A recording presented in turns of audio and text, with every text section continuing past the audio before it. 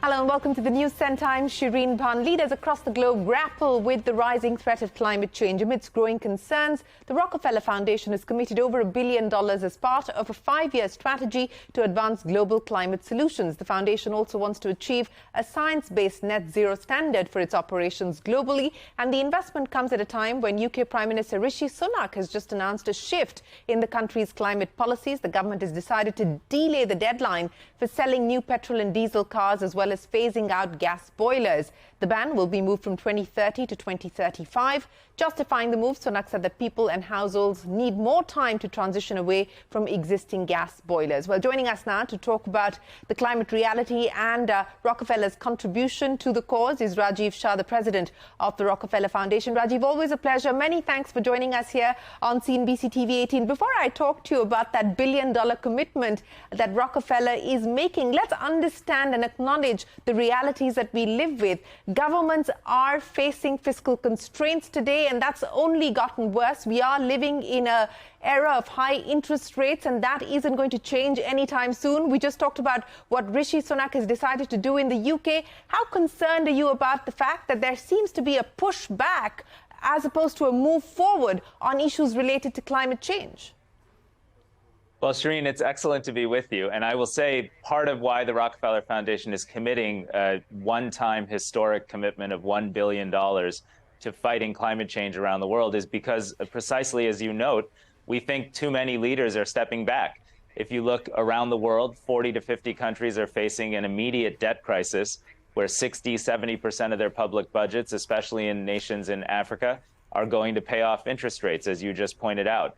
We're seeing a net outflow of private capital from emerging economies into the United States and Europe, where investments in green energy and the expansion of green energy are highly subsidized by public policy commitments.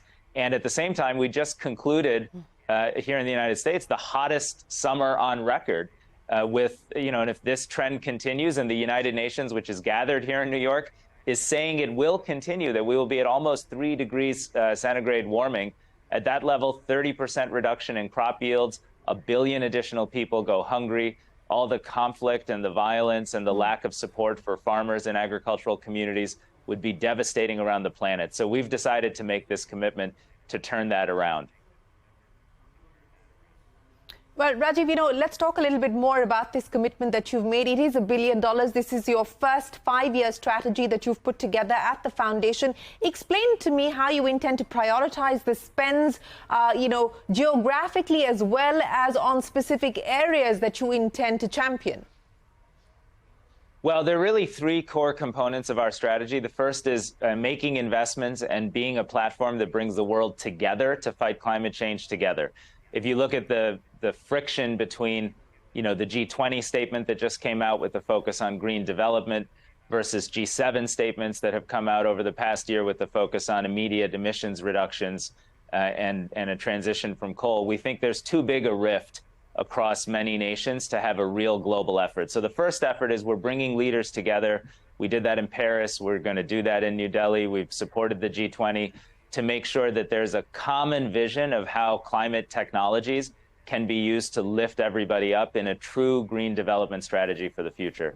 The second is we are actually using our $1 billion to de-risk investments in energy technology, in food and agriculture. Look, in India is a great example. There's no reason that 320 million rooftops in India couldn't be having solar and then selling solar back into a grid, creating an alternative source of income for Indian families and farmers in particular.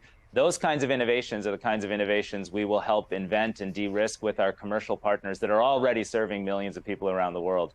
And the third is, as you noted, we're walking the talk. We're actually changing the way we operate our institution on a global basis to meet a science-based net zero pledge. And we're, I think, the first foundation of our type to make that commitment. So, Rajiv, let's talk a little bit about what you intend to do here in India. Of course, you've been operating in a whole host of areas.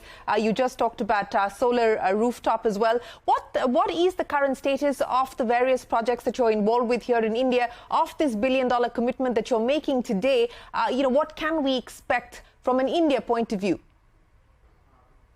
Well, India accounts for a very large share of the foundation's commitments around the world for 2 reasons.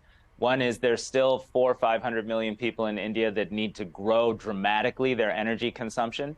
And we think as they grow their energy consumption and create productive, inclusive growth, the way they do that, if it's based on diesel generation or if it's based on large-scale fossil fuels, that's going to be less effective for India and for the planet than if it's based on renewables. So we're investing heavily with Indian partners to roll out renewables. 50,000 electric buses is something that could happen in India over time, which would change the global market for electrification of the bus industry.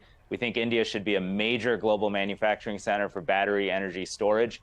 And if we look across 18 to 20 countries, they should probably over time be using Indian supply chains to access the battery storage that will allow renewables to be a big part of grid production. And frankly, we think the kind of distributed renewable for farmers and for local communities and rural communities is a big part of the solution. And India is pioneering those solutions with partners like OMC, Tata, and others in the lead. So we see India as a place where the solutions for the world are being developed, and they're low cost, they're effective, they're oriented around helping families lead better lives while also moving us towards a more green future. And that's what the whole world should be doing. You know, Rajiv, you just talked about the friction that we are seeing and the attempt or the hope is to get global leaders to agree and move forward on issues related to climate change. We just talked about, you know, the change that's been made in the UK with Rishi Sunak, you know, overnight making the announcement of pushing back the timelines by another 5 years. I want to understand from you, how concerned are you about the kind of pushback that we're seeing based on the conversations that you're having with global leaders today? Are we likely to see more of the UK kind of announcements coming in?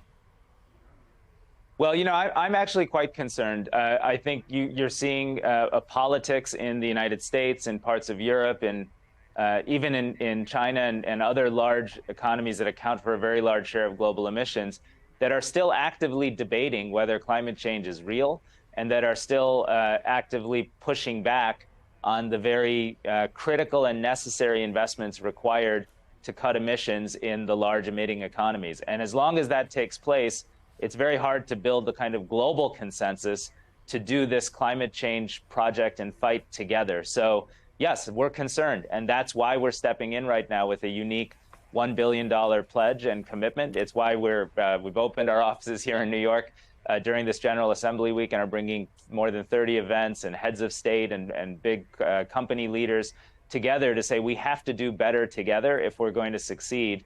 And I think what's happening in the UK is a step backwards. I think what some on the US political system are advocating for is also a step backwards. So that's why we're stepping up to lead right now.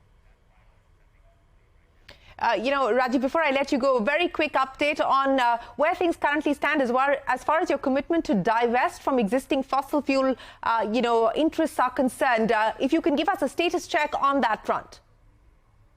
Well, you know, I think we were the first major foundation to make that pledge, or maybe the second on a global basis. We did that a few years back, and we promptly divested. And so we have less than 0.5% of our total resources in fossil fuel investments. And the reality is we're a foundation that more than 110 years ago was founded on the fortunes that John D. Rockefeller earned by founding Standard Oil. And we think if we can do that, many other institutions can and should do that. So we're working with others to help get more partners to recognize that we all have to walk the talk in addition to making the investments that both lift people up and protect our planet. Rajiv, always a pleasure. Appreciate you joining us here to talk about the $1 billion commitment that the Rockefeller Foundation has just announced to aid efforts to ensure that climate change isn't pushed off the agenda for global leaders. Thanks very much for your time. We are going to take a break here on the Newscentre, but when we return, the diplomatic standoff between India and Canada widens as India suspends visa services in Canada temporarily. That and more when we return.